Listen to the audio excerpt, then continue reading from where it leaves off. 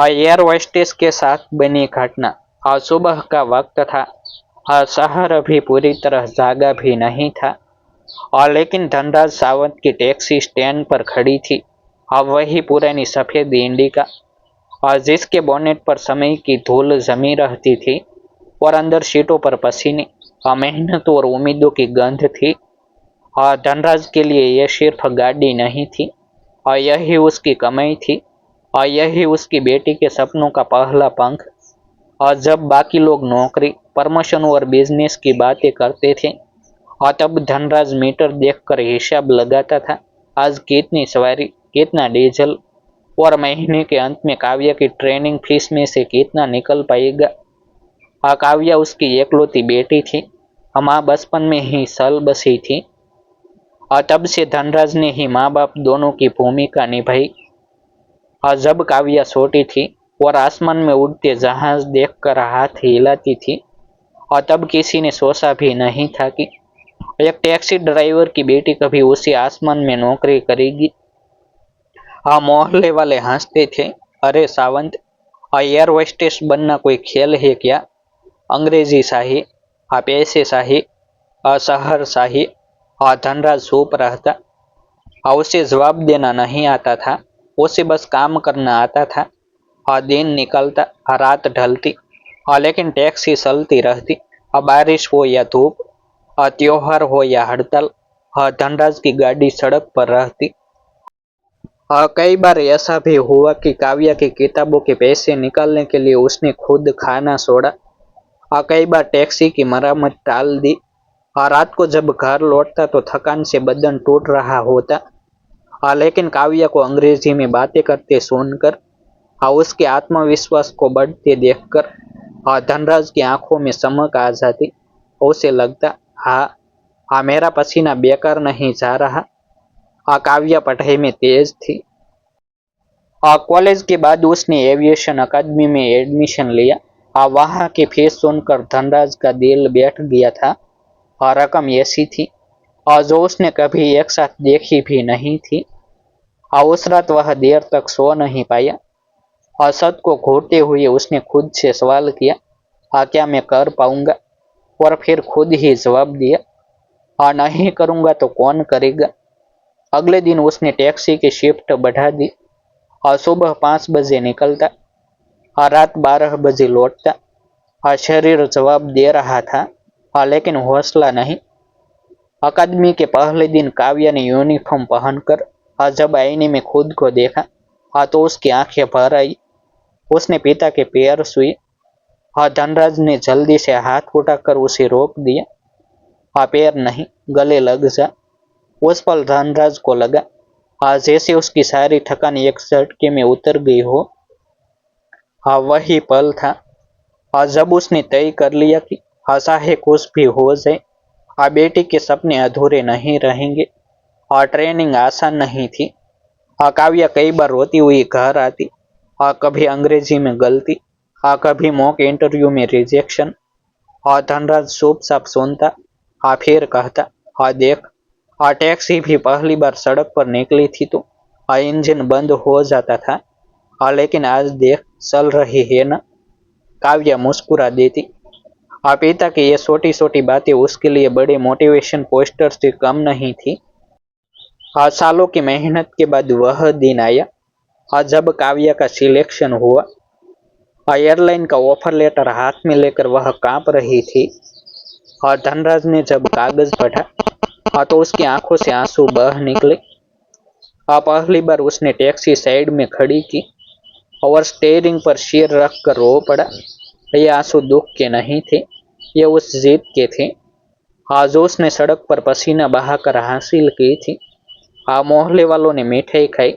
वही लोग जो कभी हंसते थे आज कह रहे थे, सावंत ने कर दिखाया। काव्या की पहली उड़ान से पहले की रात धनराज सो नहीं पाया।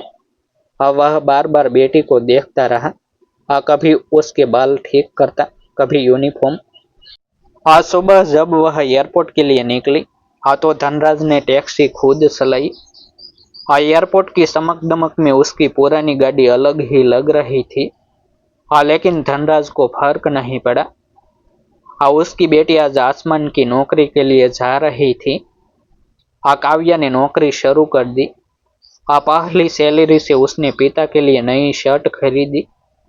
धनराज ने उसे संभाल कर अलमारी में रख दिया, जैसे कोई ट्रॉफी हो। वह अब भी टैक्सी चलाता था, लेकिन चेहरे पर अब एक अलग सुकून था। वह हर सवारी को गर्व से बताता, मेरी बेटी एयर होस्टेस है। और लोग मुस्कुराते, कुछ ताली भी बजाते। लेकिन जिंदगी अक्सर सबसे उजले सपनों के बीच अंधेरा रख देती है। एक दिन काव्या की फ्लाइट एक छोटे शहर में रुकने वाली थी। मौसम खराब था, लेकिन उसने फोन पर पिता से कहा, चिंता मत करना बाबा, सब ठीक रहेगा। वही आखिरी कॉल थी। और उसके बाद जो हुआ वो किसी बुरे सपने से कम नहीं था। धनराज उस दिन टैक्सी स्टैंड पर खड़ा था, जब खबर आई एक विमान हादसे का शिकार हो गया है। टीवी पर तस्वीरें चल रही थी। धनराज का दिल तेज धड़कने लगा। उसने चैनल बदले, नाम ढूंढने लगा, नंबर मिलाने लगा। फोन बंद था। हर बीतते मिनट के साथ उसके अंदर कुछ टूटता जा रहा था। उसने खुद से कहा, नहीं, मेरी काव्या नहीं हो सकती। लेकिन किस्मत चुनती कहाँ है। अस्पताल के बाहर धनराज घंटों खड़ा रहा, हाथ में वही पुराना मोबाइल, जिसमें आखिरी कॉल की स्क्रीन जमी हुई थी। जब अधिकारी बाहर आई और सिर झुकाकर बोले, तो धनराज को कुछ सुनाई नहीं दिया। उसके कानों में बस एक आवाज गूंज रही थी, इंजन बंद हो गया है। यह वही पिता था, जिसने बेटी को पसीने से आसमान तक पहुंचाया था। और अब वही पिता धीरे धीरे जमीन पर बैठता जा रहा था। कहानी यहीं खत्म नहीं होती, असली दर्द अब शुरू होना था। जब अपनों को कंधा देना पड़ता है। शहर की वही सड़कें, जिन पर धनराज सावंत ने जिंदगी भर टैक्सी चलाई थी, उस दिन उसे अजनबी लग रही थी। वही सड़कें, जिन पर बैठा कर उसने बेटी को स्कूल, कॉलेज और फिर एयरपोर्ट तक छोड़ा था, आज उन्हीं सड़कों से होकर एक एम्बुलेंस उसके सपनों को वापस ला रही थी। फर्क बस इतना था कि इस बार काव्या खिड़की से हाथ हिलाती हुई नहीं थी। इस बार वो खामोश थी, हमेशा के लिए। घर के बाहर भीड़ जमा थी। रिश्तेदार, पड़ोसी, जान पहचान वाले, सबकी आंखों में आंसू थे। लेकिन धनराज की आंखें सूखी थी, जैसे रोने की ताकत भी किसी ने उससे छीन ली हो। जब सफेद कपड़े में लिपटी काव्या को अंदर लाया गया, तो धनराज बस उसे देखता रहा। वही चेहरा, जिस पर कभी मुस्कान रहती थी, आज बिल्कुल शांत था। उसने कांपते हाथों से बेटी का माथा छुआ। उस पल उसकी उंगलियां ने ठंडक महसूस की और दिल ने सस को। अंतिम यात्रा की तैयारी होने लगी। शोर था, मंत्र थे, शिष्यज्ञा थी। लेकिन धनराज के भीतर सन्नाटा था। जब किसी ने कहा, बेटी के अर्थी को कंधा देना है, तो उसके पैरों तले जमीन खिसक गई।